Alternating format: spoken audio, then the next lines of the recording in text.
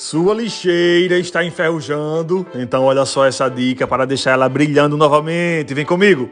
Com o passar do tempo, é inevitável o aparecimento de ferrugem na nossa lixeira, né? Para eles sumirem, você vai utilizar creme dental e uma esponja de aço. Coloca um pouco na esponja de aço e começa a esfregar na área que tem ferrugem.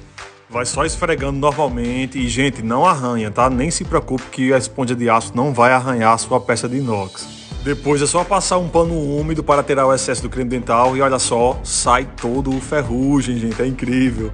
E se gostou, não vá embora sem seu curtir.